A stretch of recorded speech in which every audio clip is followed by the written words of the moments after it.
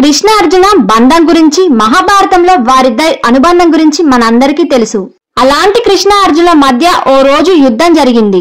అసలు కృష్ణ అర్జునుల మధ్య యుద్ధానికి అసలు కారణమేంటి? కృష్ణ అర్జున యుద్ధంలో ఎవరి బలం ఎంత, ఎవరు నెగ్గారు? వీళ్ళ యుద్ధం సామాన్య ప్రజలకిచ్చిన సందేశం ఏంటి? ఇలాంటి అన్ని ప్రశ్నలకు సమాధానం చెప్తూ కంప్లీట్ వీడియో.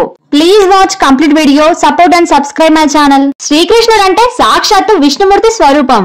విష్ణుమూర్తి దశావతారాలలో శ్రీకృష్ణుడు అవతారం ఒకటి. భూమిపైన సాధారణ మానవ జన్మ ఎత్తి చెడును అంతం చేసి భావితరాలకు ధర్మ సందేశం చేసిన ద్వాపర యుగ మూల పురుషుడు శ్రీకృష్ణుడు. ఎన్నో అపార శక్తులు జ్ఞానం ఎరిగిన శ్రీకృష్ణుడి లీలల గురించి మన అందరికీ తెలుసు.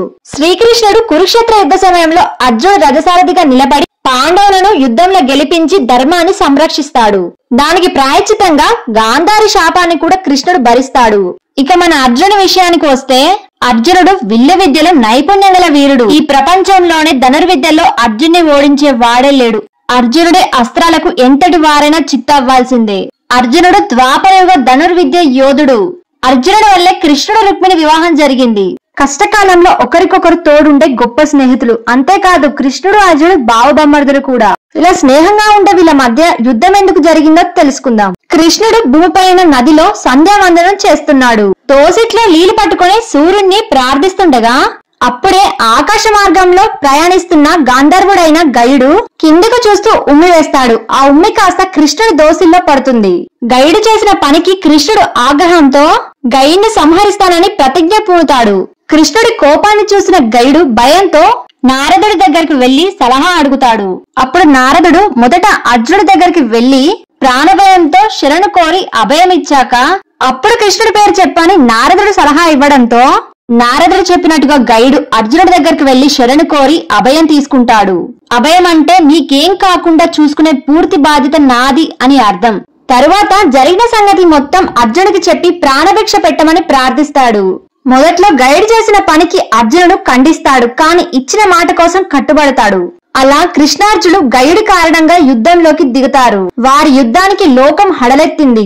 రుక్మిణి, సుభద్ర, నారద మునీంద్రుడు ఎంతమంది నచ్చజెప్పినా యుద్ధాన్ని మానలేదు. కృష్ణ అర్జున యుద్ధం భీంకరంగా జరుగుతుంది. కృష్ణుడు వేసే అస్త్రాలను అర్జునుడు నాశనం చేస్తున్నాడు. అలాగే అర్జునుడు వేసే అస్త్రాలను కృష్ణుడు ధ్వంసం చేస్తున్నాడు. కృష్ణుడు ఆగ్రహంతో తన సుదర్శన చక్రాన్ని అర్జునుడిపై వదులుతాడు. అప్పుడు అర్జునుడు మహాశివుడిచ్చిన పాశుపతి అస్త్రాన్ని కృష్ణుడిపై వదులుతాడు. దాంతో ప్రపంచ నాశనం అవుతుందని గ్రహించిన బ్రహ్మ యుద్ధం జరుగుతున్న ప్రదేశంలో ప్రత్యక్షమై యుద్ధం ఆపాలని కోరగా కృష్ణుడు అర్జునుడు తాము వేసిన అస్త్రాలను వెనక్కి తీసుకుంటారు. బ్రహ్మ కృష్ణుడి కోరిక మేరకు గయుడిని అప్పగించాలని అర్జునుడిని ఆదేశిస్తాడు. బ్రహ్మ మీద ఉన్న నమ్మకంతో అర్జునుడు గయుడిని పంపిస్తాడు. కృష్ణుడు గయుడిని సంహరిస్తాడు. అనంతరం బ్రహ్మ తన కమాండలంలో ఉన్న నీటితో మళ్లీ గయుడిని బ్రతికిస్తాడు. అలా కృష్ణ అర్జునుల ఇద్దరి ప్రతిజ్ఞను బ్రహ్మ నెరవేర్చాడు. ఈ కథ నుండి మనం 2 అంశాలు నేర్చుకోవాలి. ప్రతి వ్యక్తికి ఒక వ్యక్తిత్వం ఉంటుంది. దానికి తగినట్టుగా వెళ్తుంటారు. కొన్నిసార్లు మనం వెళ్లే దారిలో స్నేహం, ప్రేమ, పెళ్లి, బంధం, బంధుత్వం అంటూ అడ్డుగోడలొస్తాయి. వాటి వ్యామోహంలో పడి వ్యక్తిత్వాన్ని కోల్పోవద్దు. ఇచ్చిన మాట కోసం ప్రాణాన్నైనా తెగించాలి. కృష్ణ అర్జునుల యుద్ధం గురించి మీరేమనుకుంటున్నారో కామెంట్ చేయండి. కృష్ణ లీలలు మీకు నచ్చినట్లయితే please like and subscribe my channel. Thanks for watching.